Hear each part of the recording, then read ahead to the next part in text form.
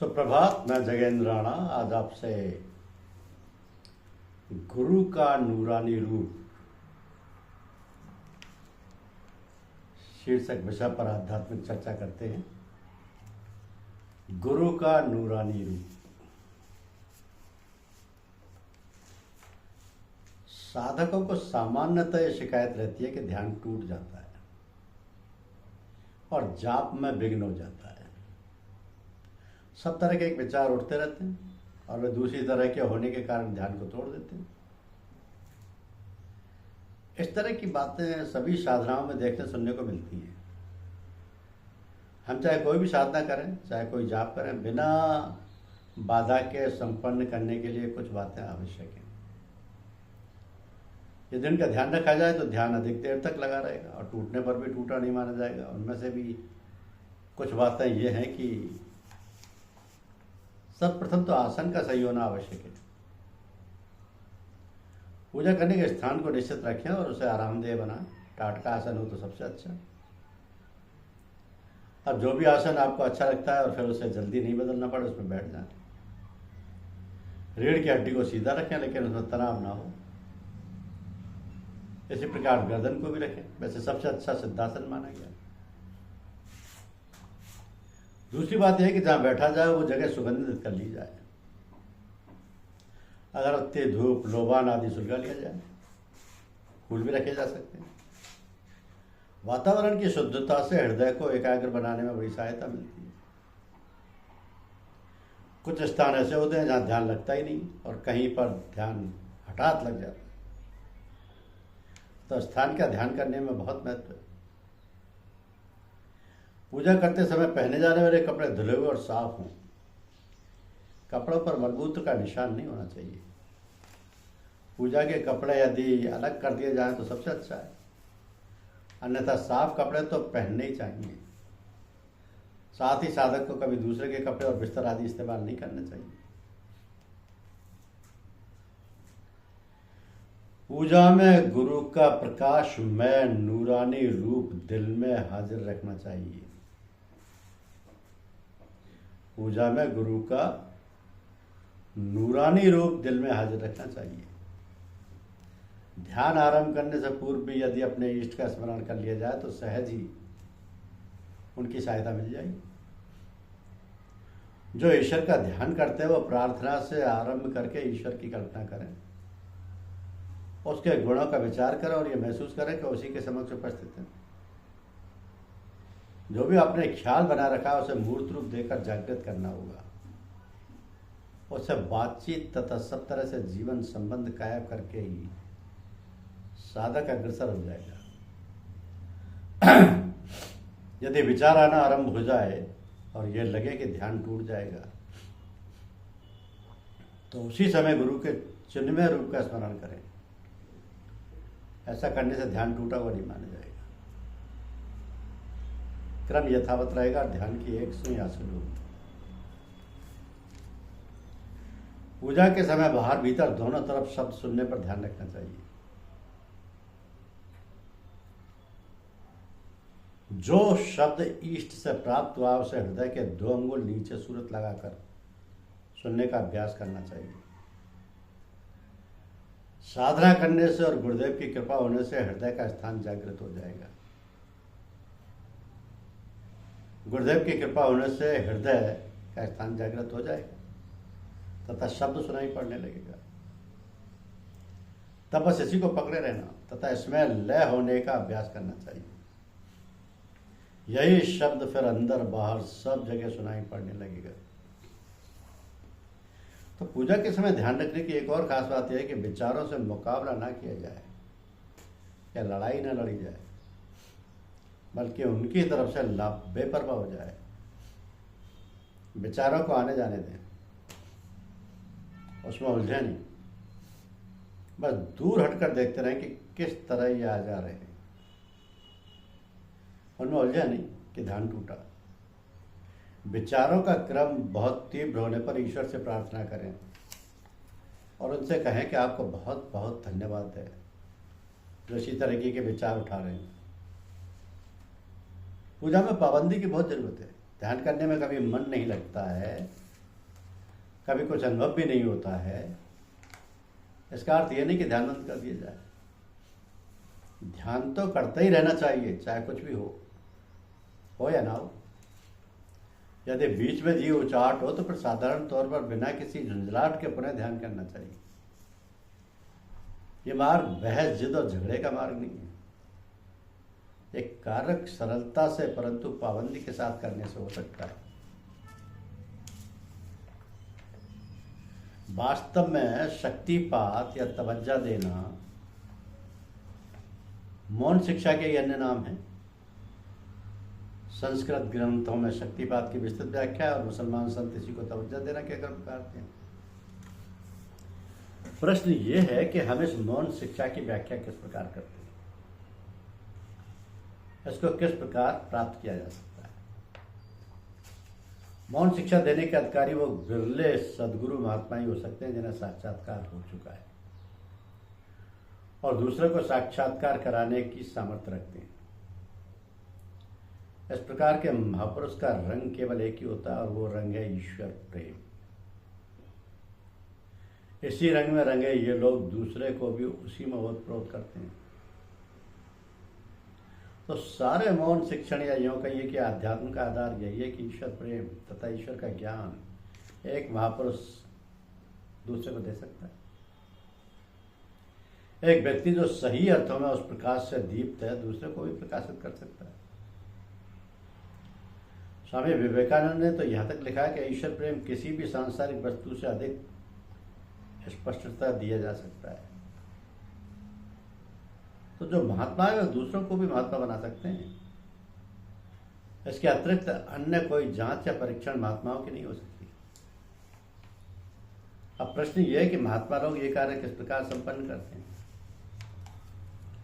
आप किसी भी व्यक्ति से मिलें, चाहे वो सन्यासी हो या सांसारिक, आसक्त हो या विरक्त, आप पर अपना प्रभाव अवश्य डालेगा। हमारे रोम रोम में जो हमारी प्रकृति है वह प्रस्फुटित होती रहती है। बोलचाल की भाषा में हम कह सकते हैं कि हमारी करंट हमेशा बाहर निकलती रहती है। इसलिए लोग कहते हैं कि संगत का प्रभाव पड़ता है। किसी बुरे व्यक्ति के साथ आप रहें तो यह नहीं है कि आपको बिल्कुल बोलकर पी जाए, वो आप पर जाने अनजाने अपना प्रभाव डालेगा जिससे आप बच नहीं सकेंगे।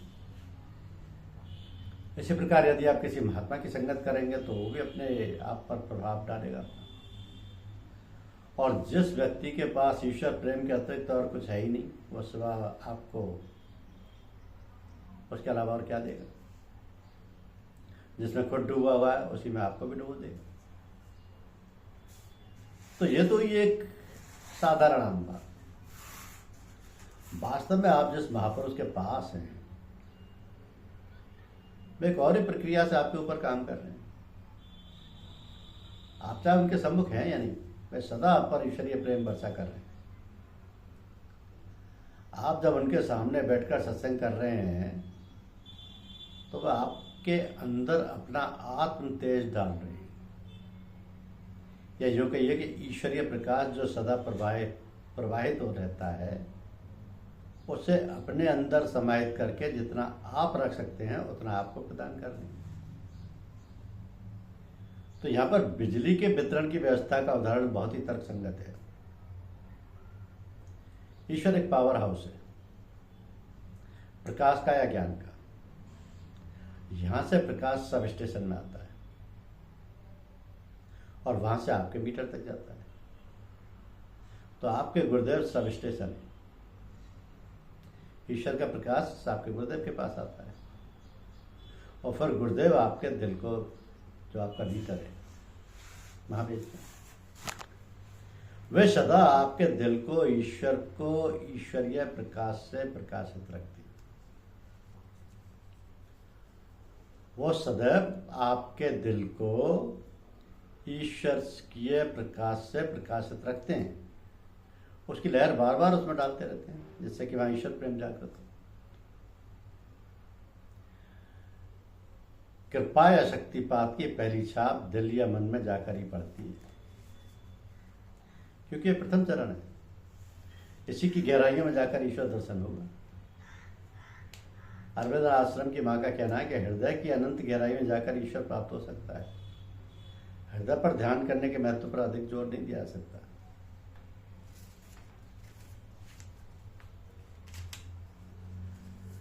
एक और तो यह विचार व्यक्त किया जाता है कि आंतरिक चेतना को एकाग्र करने का स्थान मस्तिष्क में ना होकर मन में है। दूसरी ओर यह कहा गया कि हृदय में एकाग्रता करना या ध्यान करना पूजा या ध्यान नहीं है, वह तो ईश्वर या प्रेमी को पुकारना है। तो संत अपनी आत्मिक सूरत की धार का प्रवेश आप में कराकर आपको ईश्वरोन्मुख कर ईश्वर को सही मायने में पुकारने में सहायता करते हैं। आप यदि उनके सामने नहीं हैं, केवल उन्हें याद ही करते हैं, तो भी आपको वही सहायता तुरंत मिलेगी, क्योंकि वे सर्वज्ञ हैं, जानते हैं कि उन्हें कौन पुकार रहा है और किस प्रकार की सहायता की आवश्यकता है। इससे भी बढ़कर महापुरुष ये कहते हैं कि वे अपने प्रेमियों तथा सबको ख्याल में सदा अपने सम्मुख रखते हैं और अमृत पान कराते रहते हैं। इसका प्रभाव साधक स्वयं महसूस करते हैं। तो एक ही शिक्षक या महात्मा के पास शिक्षा पाए लोगों में इतना अंतर कैसे पाया जाता है? संत के पास जब लोग बैठते हैं और सत्संग के बाद जब उनसे पूछा जाता है कि आपको क्या अनुभव हुआ, सभी अपना अनुभव अलग अलग बतलाते हैं, जबकि शक्तिपात सब पर एक सा ही हुआ। ऐसा होने के क्या कारण? क्योंकि संत की तवज्जो का पहला असर मन पर पड़ता है, तो मन उसकी तुरंत व्याख्या कर देता है। अब जिसका मन जितनी ऊंची श्रेणी का होगा, उसको संत के पास बैठने में उतनी ऊंची स्थिति प्राप्त होगी। इसलिए उसकी व्याख्या भी सबसे अलग होगी। जिस बात को वह साधक महसूस करेगा कि वह भी सबसे भिन्न ही रहेगी। संक्षेप में कह सकते हैं कि एक साधक वैसा ही है जैसा उसका मन है। अब प्रश्न ये कि इस प्रकार के प्रशिक्षण के अधिकारी कौन है? उत्तर में कहा जा सकता है कि जो व्यक्ति ईश्वर की ओर झुकेगा उसी को ये सुलभ सहायता होगी। ये शिक्षण सभी के लिए उपलब्ध है और सभी उसके अधिकारी हैं। हाँ, इस प्रकार की सहायता प्राप्त करने के लिए कुछ व्यवस्था महापुरुषों ने अवश्य की है। सभी महात्मा आप लोगों के भले के लिए अपना प्रकाश निश्चित समय पर प्रवाहित करते रहते हैं। कोई भी व्यक्ति सुबह 4 बजे के करीब ईश्वर आराधना में लीन रहता है, उसे सहायता सहज ही सुलभ हो जाती है। ऐसे व्यक्ति की साधना सुचारू अपने आप से चलने लगेगी। महापुरुष का तो वचन है कि जो व्यक्ति सुबह 4 बजे उठकर बैठ ही जाए तो अनायास ईश्वर प्राप्त हो जाएगा। अब इतना महत्व तो ब्रह्म मुहूर्त में उठने का ही है। इसी प्रकार अन्य और समय भी है जिन पर साधना करने से अति सुंदर स्थिति उत्पन्न होती है। तो मौन शिक्षण का एक और पहलू भी है कि सदगुरु या महापुरुष कभी अपनी जबान से कोई बात कहकर आपको करने के लिए बाध्य नहीं करते। उनका जीवन ही आपको एक सबक या संदेश के रूप में दिखाई देगा। गांधी जी से पूछा गया कि आपका संदेश क्या है? उत्तर दिया, मेरा जीवन ही मेरा संदेश है। संत महात्माओं का जीवन ही प्रेरणा का उद्गम बन जाता है। आपने जो कुछ पढ़ा है, सुना है ईश्वर के विषय में, उसको उन्होंने जीवन में उतार कर आपके सामने करके दिखा दिया है। वे आपसे ये पाबंदी नहीं लगाते कि आप ऐसा कीजिए या ना कीजिए। वे अपनी आत्मशक्ति के द्वारा, अपने जीवन के द्वारा आपको सत्य की ओर अग्रसर होने की प्रेरणा देते हैं। अपनी शक्ति के माध्यम से आपको पूर्ण रूप से परिवर्तित करके एक नए मानव का, जो स्वयं दूसरों को मुक्त कर सकता है, निर्माण कर देते हैं। ये सभी मौन शिक्षण के द्वारा होता है। मौन शिक्षण के द्वारा। ये सब गुरु कृपा है। धन्यवाद।